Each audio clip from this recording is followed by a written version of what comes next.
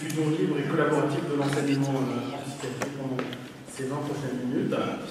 Donc quelques généralités sur l'enseignement. Donc l'enseignement, c'est souvent vu comme des aspects uniquement pédagogiques, c'est-à-dire comment est-ce qu'on va transformer et traiter une information pour que ça devienne un savoir chez les personnes actuellement enseignées. Ça, c'est une dimension essentielle de l'enseignement. Mais l'enseignement, c'est aussi la didactique. Donc c'est comment on va structurer ce savoir et comment on va structurer ce savoir en se posant des questions très précises sur le contenu du savoir. Donc les objectifs de l'AESP, c'était de rassembler et de fédérer les psychiatres intéressés par l'enseignement et la sémiologie, de fusionner et d'optimiser les contenus pédagogiques produits dans différentes villes au niveau national. Donc c'est parce qu'il y avait des gens éparpillés un peu partout au niveau national et qui avaient des contenus pédagogiques. Donc les objectifs, c'était de fusionner et d'améliorer ces contenus. Et alors pour procéder à cette étape, on a utilisé des méthodes de travail dites des méthodes de travail collectif. Donc le travail collectif, ça regroupe plusieurs entités. Ça regroupe le travail coopératif. Donc le travail coopératif, c'est assez facile, hein, c'est assez basique. On se dit, il y a un leader dans un groupe et il dit, toi tu vas traiter l'introduction, tu vas traiter le développement, tu vas traiter la discussion, tu vas traiter tel aspect, tel aspect. Donc c'est un partage des tâches, assez classique. Le travail collaboratif, c'est une collaboration du début à la fin, sans répartition fixe des tâches, avec les objectifs d'amélioration continue de chaque tâche et d'amélioration constante du projet. Donc, le travail au sein de l'AESP a été un travail très collectif puisqu'il a utilisé ces deux méthodologies de travail. Le travail collaboratif le résultat de ce travail collaboratif dépend de plusieurs facteurs, comme la motivation du facteur, la motivation des acteurs et des facteurs, le nombre des acteurs, le temps à consacrer au travail et les compétences de chacun des acteurs. Le travail collaboratif permet d'associer et d'optimiser les capacités de création au niveau d'un groupe. Donc, le travail collaboratif repose sur le concept d'intelligence collective. L'intelligence collective, c'est le concept de capacité cognitive d'une communauté d'intérêt qui s'intéresse à un même sujet et qui résulte des interactions multiples entre ses membres. Quelques caractéristiques du travail collaboratif, c'est des notions même intuitivement qui vont vous parler. C'est que chaque individu ne possède pas une connaissance en totalité de l'environnement, il ne possède qu'une connaissance partielle, et que c'est le groupe qui va permettre d'avoir une connaissance plus globale d'un concept ou d'un problème. L'intelligence collective, elle est régie par des règles simples, avec des interactions sociales multiples, et on pense, c'est les hypothèses du travail collaboratif et des systèmes complexes, c'est qu'il y a une structure émergente qui va se créer grâce à ces interactions multiples, qui va être utile à la collectivité. C'est-à-dire qu'il y aura un bénéfice supérieur à participer à un groupe plutôt qu'à travailler tout seul. Un exemple d'intelligence collective, c'est la formation des oiseaux qui volent en V et qui permettent de couvrir plusieurs distances grâce à des moyens, grâce au phénomène d'aspiration aérodynamique et qui permettent de voler plus loin en utilisant moins d'énergie et avec une rotation au niveau des tâches. Donc ceux qui se prennent toute l'aspiration à la fin, ce n'est pas toujours les mêmes. Donc, je ne vais pas beaucoup parler de collaboration avec les oiseaux, même si ça peut être intéressant, mais de collaboration entre les psychiatres, de collaboration interprofessionnelle et de collaboration avec les étudiants. Donc, la collaboration entre les psychiatres, donc là, c'est vraiment les aspects didactiques qui sont au premier plan, c'est-à-dire quelle structure, quel contenu on va proposer, quel contenu on va choisir de diffuser. C'est une réflexion sur le contenu, sur la spécificité de ce contenu. Donc, c'est particulièrement important en France parce qu'il y a plusieurs logiques qui s'affrontent. Notamment la logique historique et la logique classificatoire. Et pour exemple et illustration, il y a une communication de Jean Arthur l'année dernière au Forum des associations sur l'opposition entre les termes dissociation et désorganisation. Et cette vidéo est disponible en accès libre sur notre chaîne YouTube. Donc il y a ce travail qui est important notamment en France parce qu'il y a un affrontement entre plusieurs logiques. C'est là où les aspects didactiques et la réflexion sur les contenus qui va être transmis est essentielle. Donc il y a une réflexion très forte qui a été réalisée et qui est encore réalisée parce que c'est avec un souhait d'amélioration constante au sein de l'AESP. Donc une réflexion didactique et une homogénéisation des contenus d'enseignement qui a été réalisée. Donc le paradigme qu'on a choisi, c'est le paradigme de l'evidence-based medicine, donc la médecine basée sur les preuves, donc les neurosciences et la littérature scientifique internationale, avec une restructuration autour des termes sémiologiques classiques de signes, de symptômes, de syndromes, de troubles et de maladies. Donc, en référence à un article publié dans les Annales médico-psychologiques sur cette refonte et cette structuration de la sémiologie en psychiatrie, avec la définition de symptômes recueillis en grands syndromes et avec un accent fort sur le raisonnement du diagnostic qui oriente vers un trouble psychiatrique ou un trouble non psychiatrique. Donc il y a des vidéos qui sont disponibles pour plusieurs de ces syndromes sur notre chaîne YouTube, notamment pour le syndrome positif et le syndrome thymique, et aussi sur les aspects de syndrome anxieux. C'est disponible sur la chaîne YouTube en accès libre également. Donc cette logique d'homogénéisation des termes, de précision dans les termes, a été reprise tout le long du référentiel de psychiatrie. Donc ça a été largement accepté, comme l'a dit Jean-Arthur, mais notamment parce que ça a été fait avec le Collège national des universitaires de psychiatrie, avec qui il y a eu une collaboration également au sein de la spécialité, sur les termes à utiliser, sur les concepts à aborder ou non en deuxième cycle. Et tout le long de ce référentiel, cette logique, elle est reprise au sein du plan, qui est le même pour tous les items. Donc on essaye aussi, et c'est assez compliqué, de réfléchir sur l'intégration de l'apport historique à cette approche plus classificatoire, plus basée sur les preuves, en intégrant des réflexions sur l'histoire de la psychiatrie. Donc dans le référentiel, le parti qu'on a pris à l'heure actuelle, c'est de mettre des encadrés à chaque fois qu'il y avait des modifications majeures de l'utilisation de certains mots ou de certains concepts, comme des organisations de dissociation avec un encadré spécifique. Donc c'est une réflexion qui est très complexe parce que il y a un contexte culturel en Europe et particulièrement en France sur l'histoire de la psychiatrie. Et donc on essaye de proposer une amélioration de ce contenu. Pour l'instant, c'est la solution qu'on a trouvée et on réfléchit à trouver d'autres solutions d'intégration. Donc la collaboration entre les psychiatres, elle ne se fait pas uniquement sur Internet via les chaînes YouTube ou via les mails. Elle se fait aussi lors de débats dans la vraie vie, notamment avec l'organisation de journées nationales de sémiologie psychiatrique. La première a été réalisée l'année dernière, enfin bon, cette année, c'était en 2015, sur la sémiologie psychiatrique éclairée par les neurosciences, où plusieurs débats ont pu être réalisés au sein de la journée avec les psychiatres qui étaient présents dans la salle. La deuxième, donc là je vous donne une info en avant-première, la deuxième journée nationale de sémiologie psychiatrique, elle est prévue le 10 mai 2016 sur le thème de la sémiologie motrice en psychiatrie. Donc cette réflexion didactique, elle a été collaborative en incluant différents acteurs, que ce soit les universitaires, que ce soit les psychiatres universitaires ou non plus jeunes que nos aînés.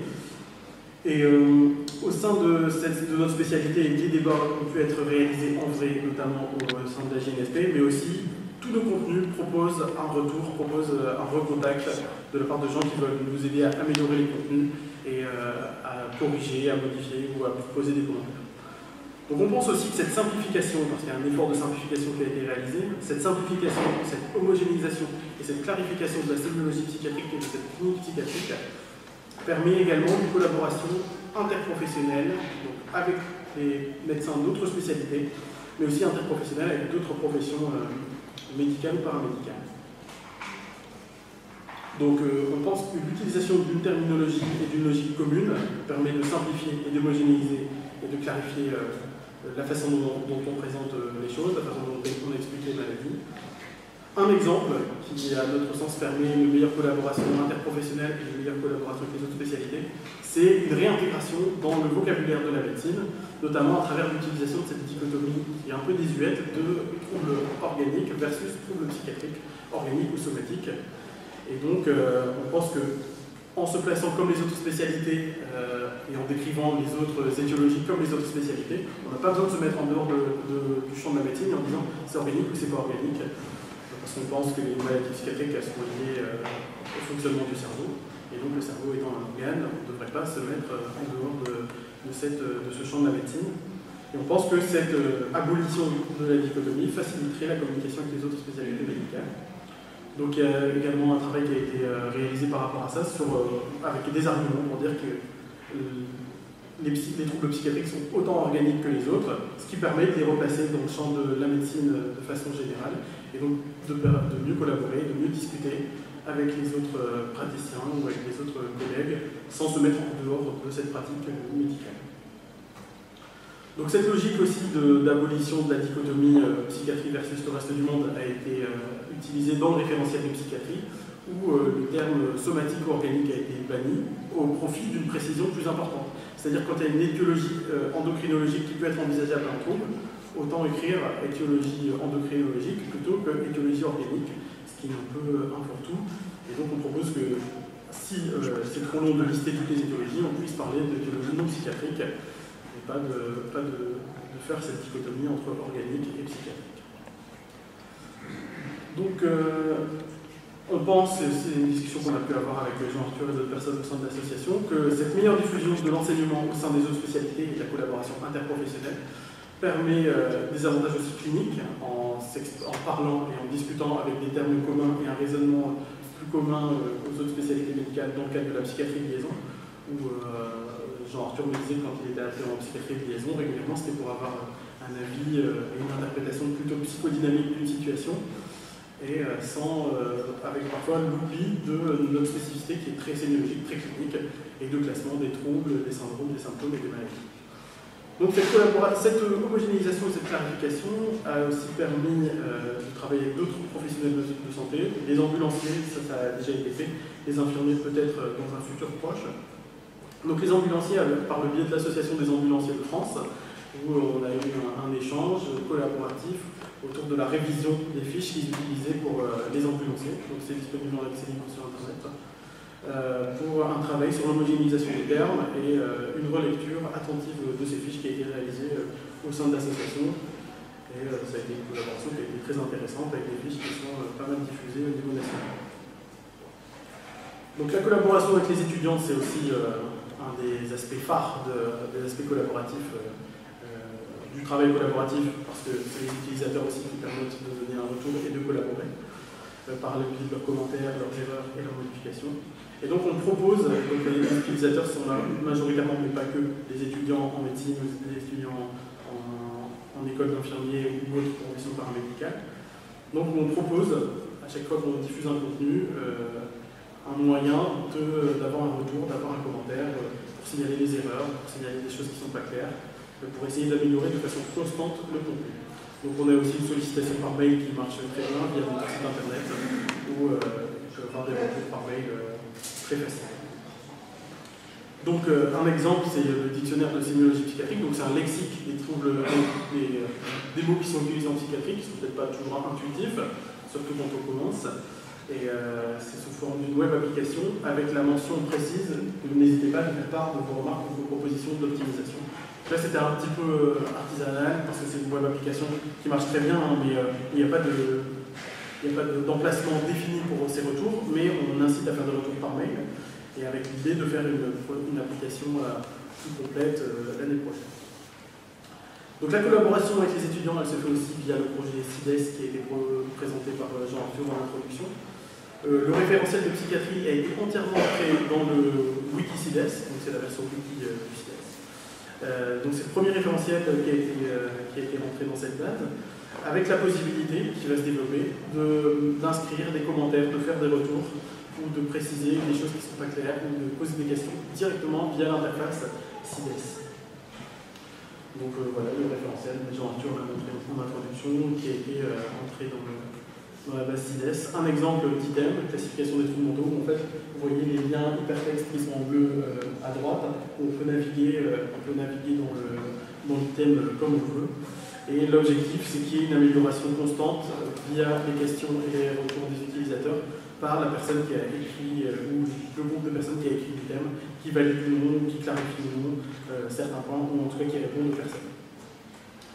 Donc en conclusion, le travail collectif et collaboratif, c'est une méthode de travail qui encourage les retours, les débats, et qui a un souci d'amélioration constante. Donc bien sûr, l'erreur est humaine, et bien sûr, on croit fort en l'intelligence collective.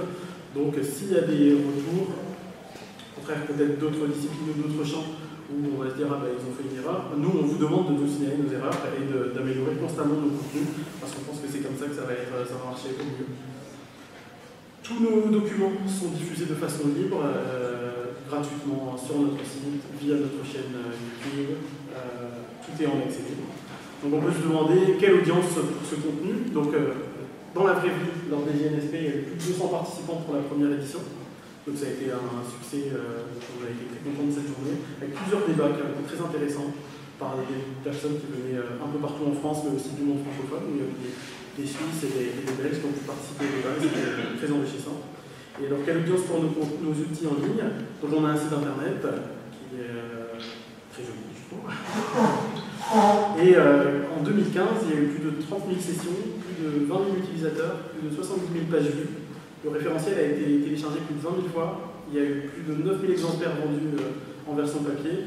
Et le dictionnaire a eu plus de 10 000 pages vues dans ce dictionnaire de sémiologie psychiatrique et de termes. Et donc vous voyez qu'en France, c'est là où il y a le plus de téléchargements, le plus de contenu qui est utilisé. Mais vous voyez qu'à chaque fois que c'est en bleu, il y a au moins un utilisateur de notre site internet qui s'est connecté. Et donc en plus de la France, on a les pays francophones, notamment les pays du Maghreb. On a la Belgique avec qui on a des contacts assez réguliers. Et on a les collègues suisses aussi qui sont intéressés. En bleu, c'est moi parce que j'étais en Angleterre l'année dernière et je me connectais souvent sur le site. Donc les perspectives, c'est nous on est dans ce souci d'amélioration constante pour faciliter le retour des utilisateurs et pour prendre en compte ces retours. Avec un souhait d'intégration de ces commentaires et des retours qu'on va intégrer notamment dans la deuxième version du référentiel de psychiatrie qui est actuellement en cours, toujours en collaboration avec les universités de psychiatrie qui valident et qui relisent les items dans un échange souvent enrichissant. Et on a le souhait, comme le disait aussi Jean-Arthur en introduction, d'intégrer les technologies d'information et de la communication encore plus dans nos outils, notamment par exemple avec une nouvelle version de l'application Psychosémiopsie qui est en préparation, avec l'intégration de vidéos directement dans le lexique, et avec le projet Wikicides, où c'est vraiment le début, et on espère que ça sera insuffisant. Je vous remercie pour votre attention.